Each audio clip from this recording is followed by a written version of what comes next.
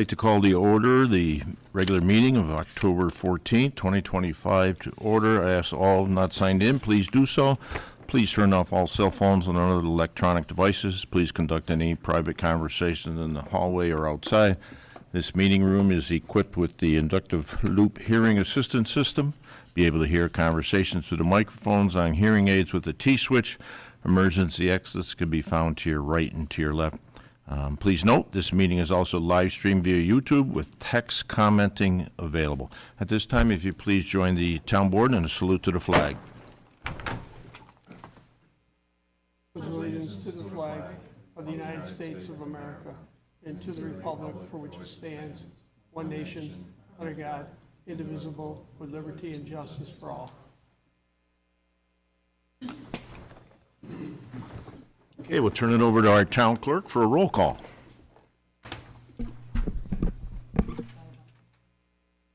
Jeff Marin. Here. Dave Condon. Here. Mike Guinan. Alexis Obra. Here. Okay, at this time, I wish to declare Councilman Member Cusimano necessarily absent, and moving to approval of meeting minutes, starting with the meeting on September the 22nd. So moved. Second.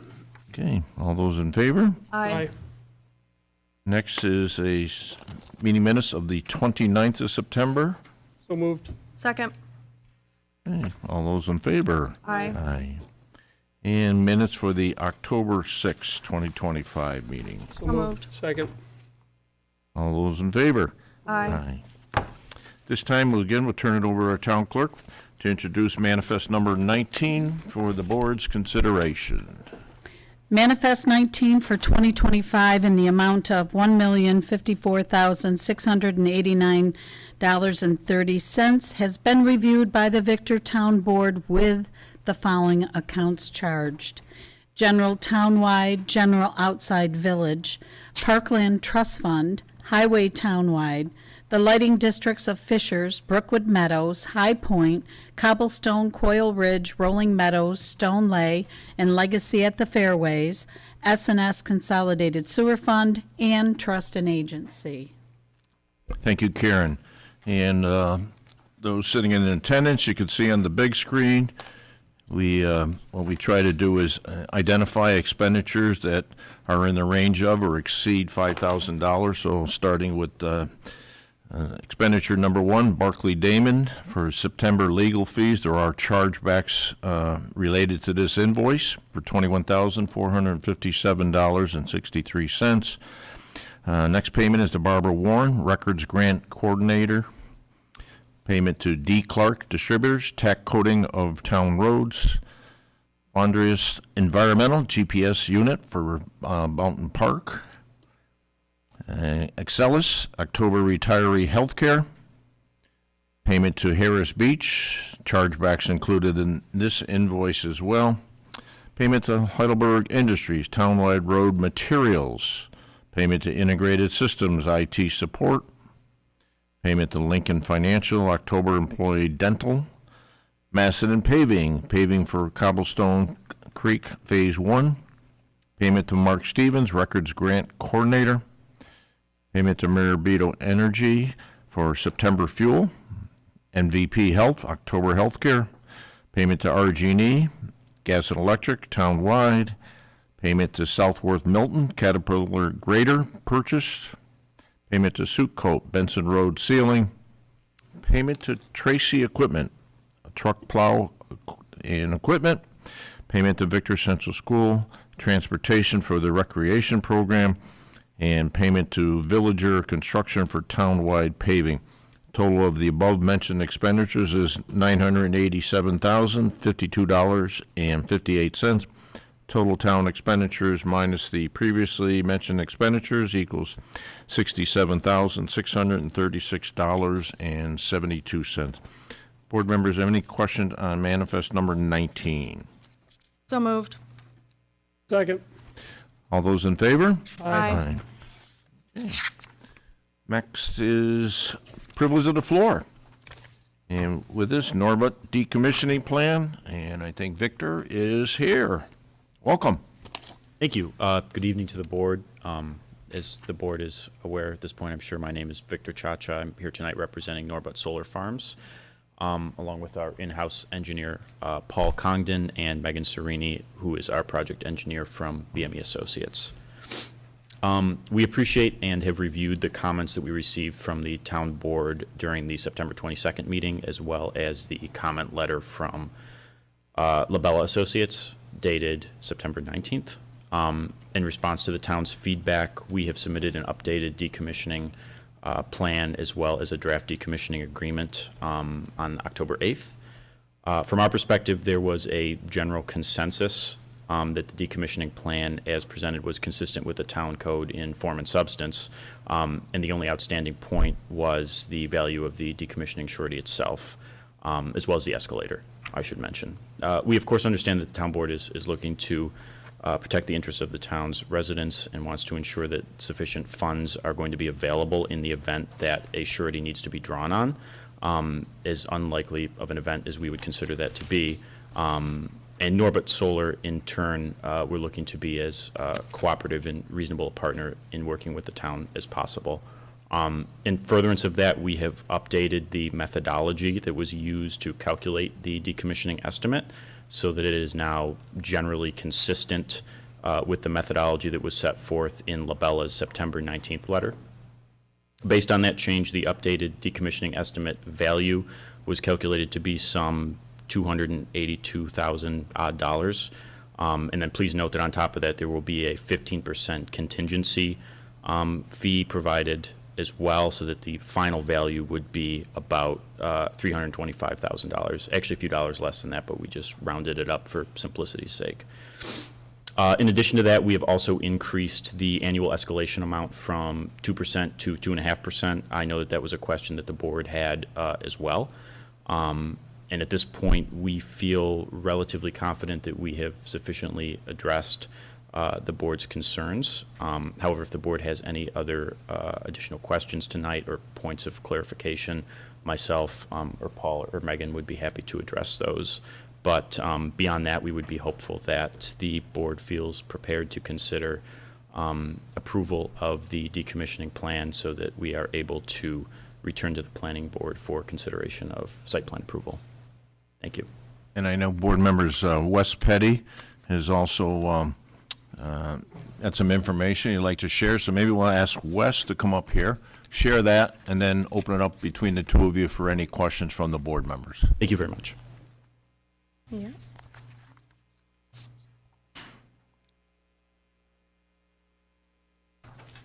Thank you.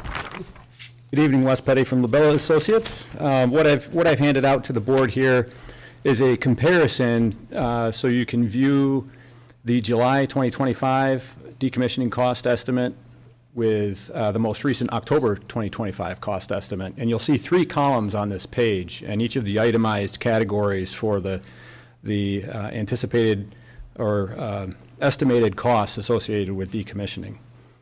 And at the bottom of the 3 columns, the 2 left columns, you'll see the subtotal of $141,000, right? That was from the earlier decommissioning cost estimate. And then the current one, the middle column with a rectangle around it, $282,000. So the applicant has essentially doubled what they are proposing for a decommissioning estimate, which is generally comparable to what Labella's September 19th, 2025 comment letter had. So, and then the third column off to the right, you'll see the areas that were increased, right? And some of the categories remain the same. There was no change to the cost estimate, but there are some increases there. I would like to note that down at the bottom, I've got a note indicating that Labella's cost estimate was about $317,000. And that's a difference of approximately $34,000 compared to the October Norbut estimate. So we also gave some consideration, Labella did, into whether or not the proposed access drive would be removed. And really, that may be up to the property owner, which I understand is also Norbut. And you know, given that the parcel is kind of like a flag lot, it has limited frontage, maybe 60 feet of frontage or so, the only way to access the parcel is through that driveway. So it's likely, if that parcel is used in the future, you're going to need that driveway there. So the whole driveway you may not want to take out the whole driveway, right? You may want to leave the driveway in its entirety. So Labella's estimate back in September for the road reclamation was about $47,000. So if you pull that out of the decommissioning estimate, you would see that Labella's decommissioning comparison cost estimate last month would have been $270,000, which is slightly below what the current proposed cost estimate is. So we think they're in the ballpark, or reasonably close to what we would expect for decommissioning here. But I'm happy to take any questions if you've got any, if you want us to look at something in further detail. Questions for Wes? I appreciate the deeper dive on that, and I do think the seed disturbed area was one of the areas I was concerned about, because it's easy when you're done and you clean out and you take out, but I think, getting it back to as close to its natural state, 30 years from now, when and if that happens with the decommission plan, I think that was an important piece for me. I'm happy with the code that we've written. I think that protects us. We got the annual review on the 2.5% and looking at those figures. So I'm pleased with what I see tonight, so. I think, Wes, I'm pleased with it, and I respect the work you've done on this, and I do think that the driveway is an item that I wouldn't want to see removed, and for future use, or whoever has it down the road, if there are, whoever was a decommissioning, I don't think that should be removed. Wouldn't want a landlocked situation of any kind in there for whoever owns it in the future. So I'm happy with what you've done. Okay. Wes, at the last meeting, we discussed possibly, because you said those were very rough numbers. Yep. Deeper looking into it and having maybe Norbert share some more information with you. Did that happen? Yeah. We got on a Teams call with Norbit and their engineer. So we did compare notes. We kind of looked at things. We talked about where Labella's numbers came from. I think they understood, where we got some of our numbers, and they were able to adjust their prices based on that. I don't have any other questions for you, Wes. Okay. So before you leave, so you are recommending that this plan is acceptable? Yeah, I think in terms of the cost estimate, I think we're satisfied. I see that there is a slight change in the language, right? The 2% versus 2.5% on an annual basis. I just would want Frank Okay. Pavia to weigh in on the language there, but I think Labella's happy. Yep. Any further questions for representatives from Norbert? I have a few questions.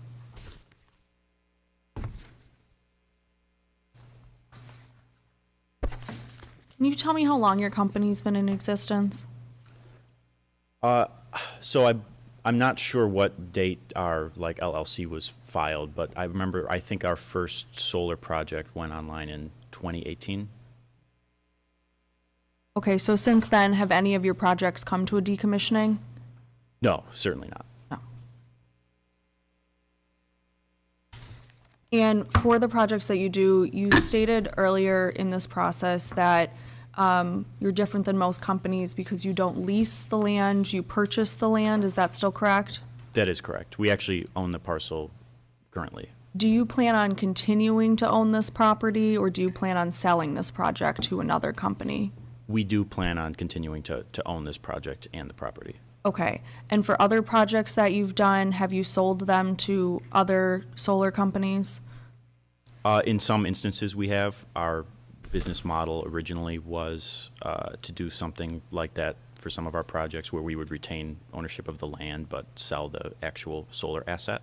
Okay. However, that is not our intention for this particular project, no. Why is that?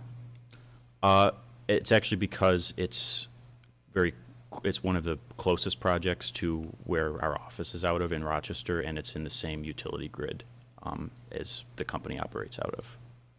Okay, so this will offset then your energy costs for your own building? Is that what you're? Potentially. that's potentially one of the things that we're going to do with it. But all I can say is that we do intend to retain ownership of the project. I can tell you that. Okay. And then, the numbers that you provided, are those in today's dollars?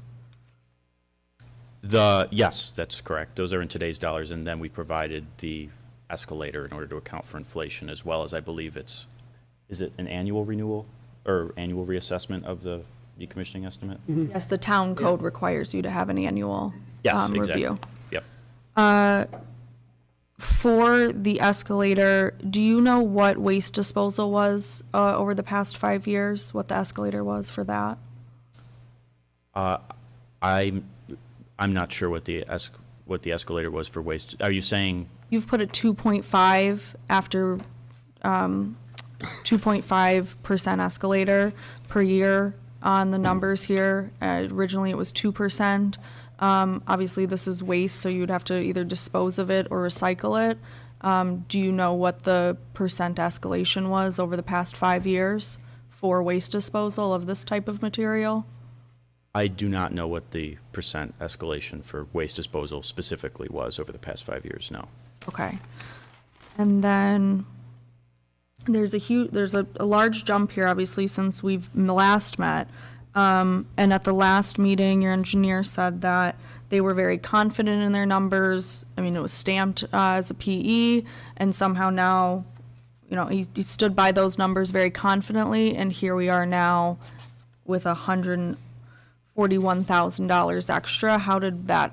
Right, so the methodology that was used for the decommissioning estimate that we had provided originally is the same methodology we use for all of the projects, all the decommissioning estimates that we submit to towns. This will end up being the most expensive bond, assuming, of course, that the board approves it, that we've had for any of our projects by a fairly significant margin. Is that But- because I believe your engineer said last time that other towns have just accepted the first number that you've given them?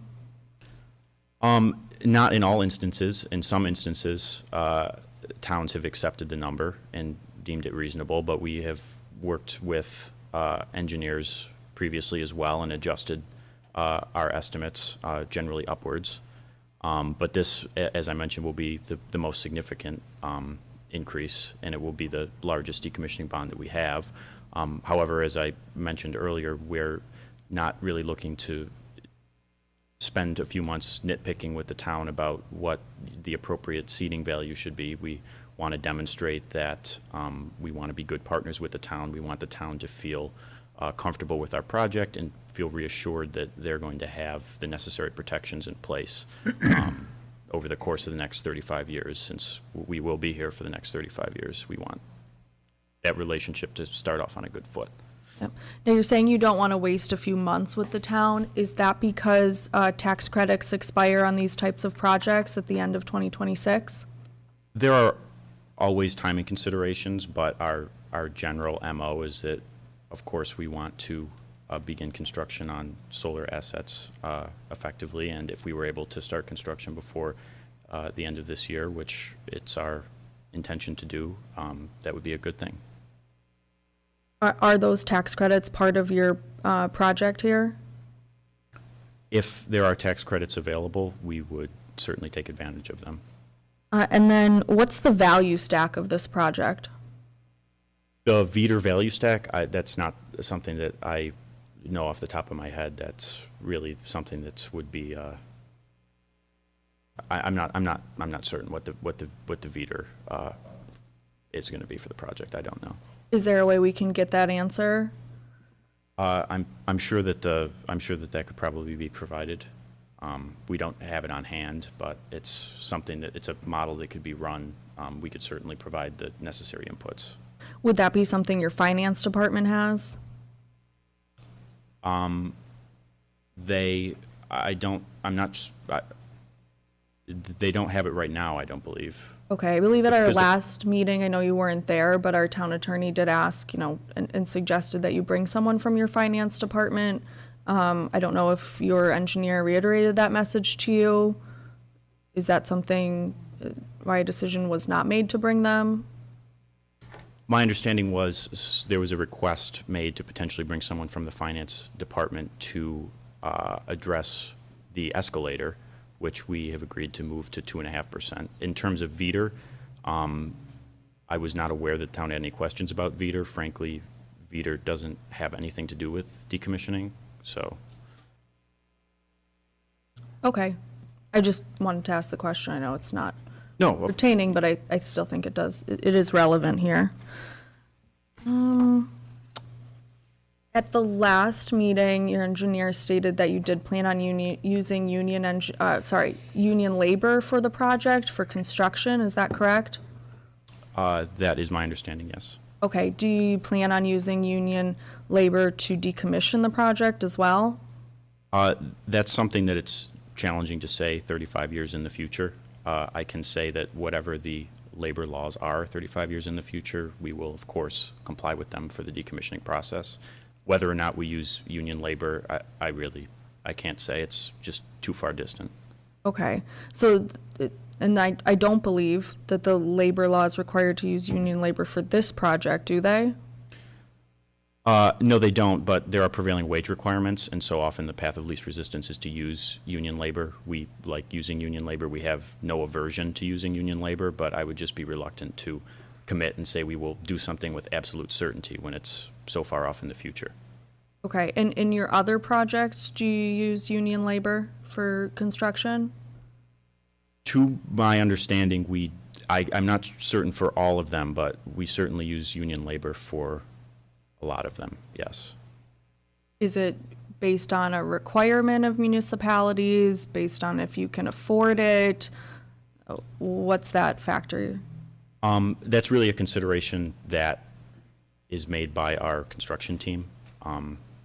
We're development, so once the project goes into construction, they determine who we're going to be using to actually construct the site. I don't believe it's a requirement of municipalities that we use union labor. However, as I mentioned, New York State has a prevailing wage requirement, so it often simplifies things if we're able to use the unions. Okay. And I haven't looked at the site plan in a while, but are these rotating panels or stationary?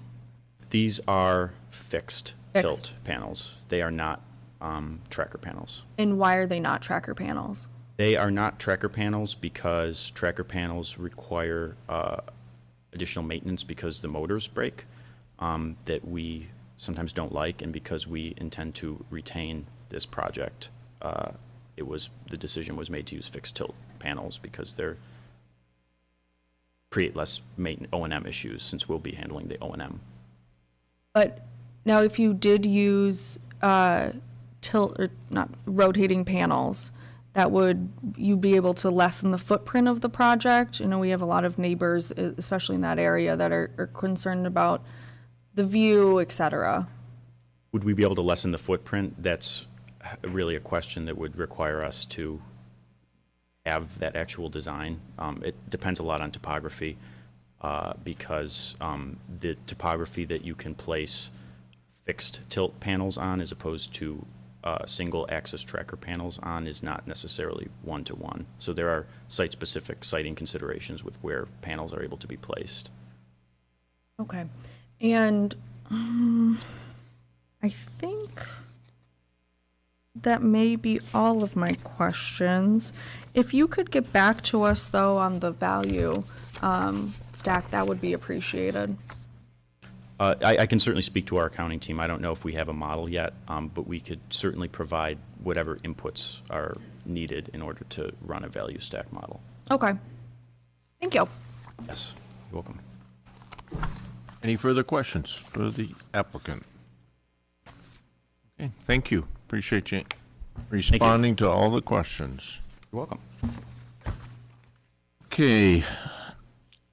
Next is public comments and concerns, and I know we have a number of residents here from Pine Tree Drive, so I do have a couple comments first. Certainly, I know there's an awareness that there has been some correspondence. Our first letter from the ARC was on August the 28th. Unfortunately, they thought they had included some Additional information, they failed to, we wrote them back on the 17th of September.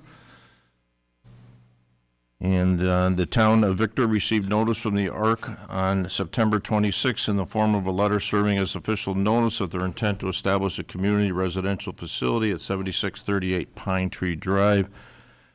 Pursuant to Section 41.34 of the Mental Hygiene Law on October 7, 2025, the town of Victor responded to the ARC Ontario with a list of alternative sites within the town of Victor for their consideration.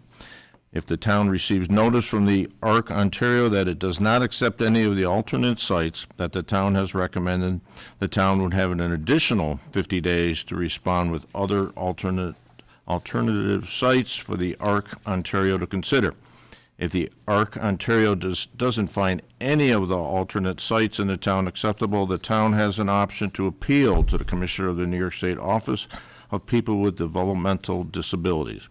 At this point, the ball is in the ARC Ontario's court to review and respond to the list of alternate sites that the town of Victor has provided.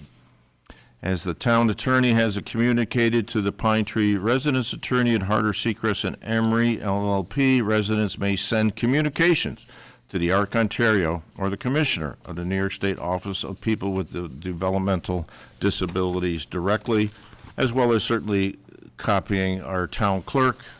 Our clerk will make sure that those comments are then distributed amongst the members of the town board.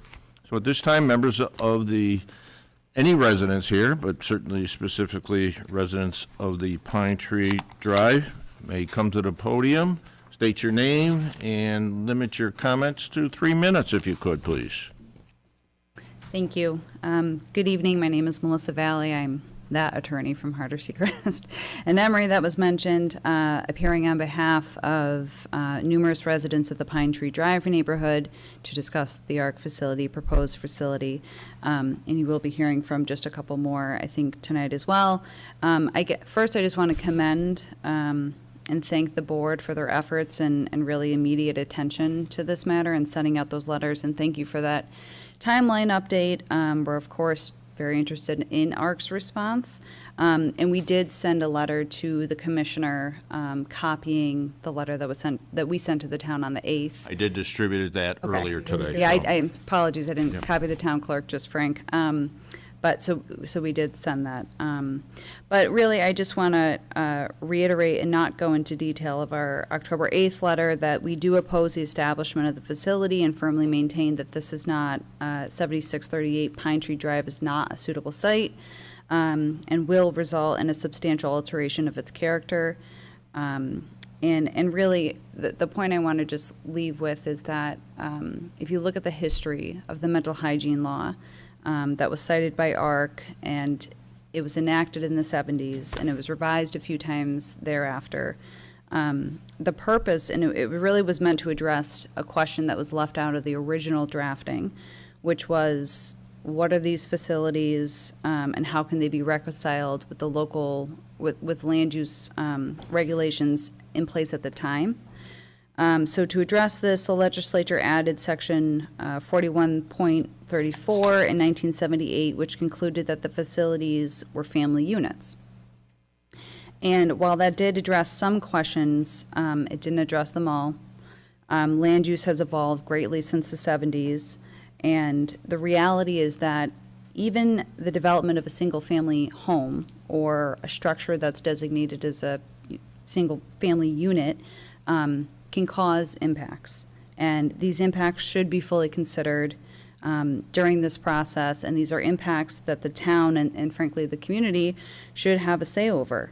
And again, the letter details the impacts, but I'll just highlight, traffic, safety of the current residents and potentially future ARC employees, property value, tax implications, environmental impacts from expanding the parking, drainage considerations, stormwater runoff, impacts on the septic system, and maybe even some impacts on the 30-foot conservation easement at the rear of the property. What's really evident in looking at the mental hygiene law is that it's supposed to encourage a process of joint discussion between the group and the host municipality. It's supposed to be collaborative, it's supposed to be cooperative from both sides, and that's just not what happened here. Certainly, nowhere in the authorities that I've reviewed does the law allow a group to circumvent local zoning for property that it had already purchased. And frankly, it appears like the utilization of this law by ARC is, a complete kind of afterthought.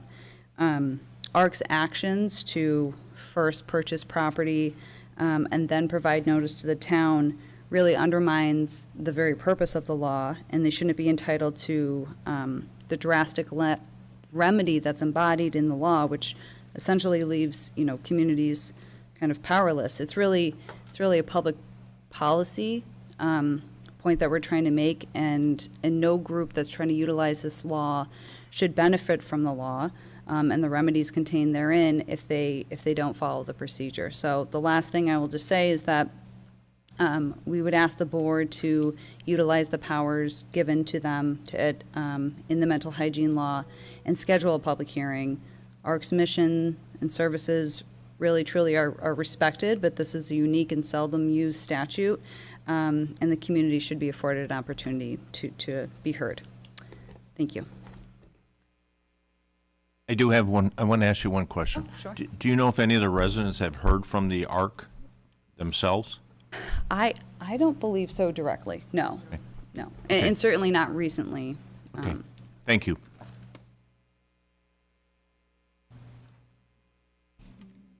Good evening, everyone. Dan Dupre, 7640 Pine Tree Drive.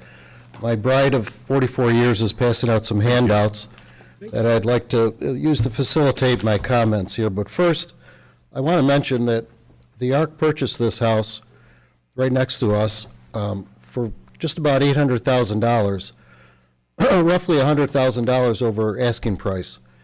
And then one of our other neighbors stopped over there one day when a couple of their workers were over there checking on the house, and they told her that they plan to spend another $300,000 to quote-unquote gut the interior. So they're going to spend $1.1 million on this house. And I'm going to demonstrate that they can't do anything in terms of being able to park vehicles there. But what I might suggest, the supervisor mentioned that the letter that they sent back to the ARC suggesting 4 alternate sites that they should consider or could consider, I might suggest to the town, assuming that they reject those sites and the town has an opportunity to recommend more, suggest they maybe consider a building lot. There's plenty of them in town. They could build a beautiful house to their specifications in an R2 residential district for a lot less than $1.1 million. I'm pretty sure of that. So, on to the exhibits that I presented here. I took a look at the report that ARC submitted, the saturation report, and in there I went through and I weeded out all the ARC-owned properties, and I looked at them all on Google Maps. And so this particular one, just there's some examples. It's Seneca Castle Road in Stanley. This is typical of pretty much all of their facilities. They're located on pretty much rural roads, striped roads, not residential streets. They're typically ranch homes on flat lots, and they've had the driveways expanded to provide parking like this. And this particular house has a circular driveway, and you can't see it in this image, but there's other cars parked on the right side of the house. And I'd also note these 5 empty garbage totes that are out in front of the house. I looked at this, and then I looked up and down on Google Streets, up and down this road. There were no other garbage totes outside at any of the driveways. So that told me that garbage day was at least a couple days earlier. The next one is on Parish Street in Canandaigua, very close to Thompson Hospital. Very similar, ranch house, expanded driveway. There's 6 cars in this driveway, and there's 5 garbage totes in the front, all empty garbage totes. And you'll note on the side of the house, there's a couple more garbage totes that they didn't need to put out that day. And again, on Parish Street, there were no other totes left outside. Then we get to the next one. It's a street view of the end of our street, showing our house at 7640, the Ark House at 7630, and the neighbor on the other side. You can see the end of the street is a hammerhead turnaround. It's not a cul-de-sac. Cars are not allowed to park there. That area is needed for emergency vehicles to be able to turn around, school buses, vehicles with trailers, and so on. And if you look at the image, I just want to demonstrate the difficulty they might have trying to expand that driveway to provide any sort of parking. There's steep slopes on the side of the driveway between our two houses. The whole house is up on a hill. The septic system is in the front yard, the whole leach field. And if you turn the page, this is from the original subdivision plan. There's a water easement that goes right up between our two houses. There's a conservation easement along the back of the house, which is really very close to the back of their house. And then, lastly, I took an aerial image, Google image, shows the actual house and the driveway configuration. Clearly, it's evident that there's really no room for expansion. So I'm not sure what their plan is, but certainly they're going to need parking for their staff. They've said they're going to have 5 residents and full-time staff. They're going to have delivery vehicles bringing in supplies and food. They're going to have visitors, family visitors, and so forth. And they're going to have transport vehicles coming and going. They're going to need places for people to park and turn around. They can't do that here. I don't know what they're going to do. Thank you.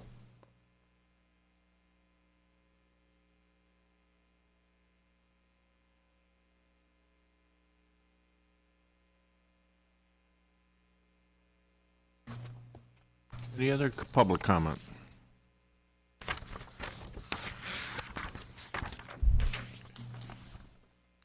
I'm sorry to circle back to the decommissioning plan again. I just wanted to clarify with the board if we could reasonably anticipate that the board would consider approval at the upcoming town board meeting. It would be my intention to bring and I know Councilwoman Ogra has requested some information. Certainly hope you get that to us in advance, but Absolutely. it would be my intention to have a resolution in 2 weeks, 2 weeks from yesterday. Wonderful. Okay. Thank you very much. Yep. Thanks for asking the question.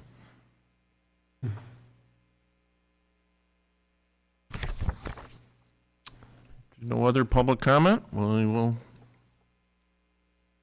move to reports of town officials.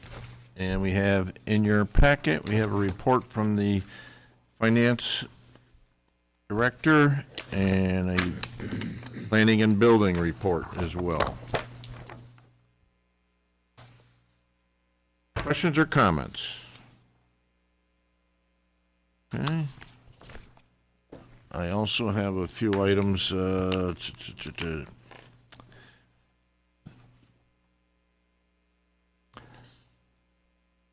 we currently have license plate readers at all entranceways of the mall.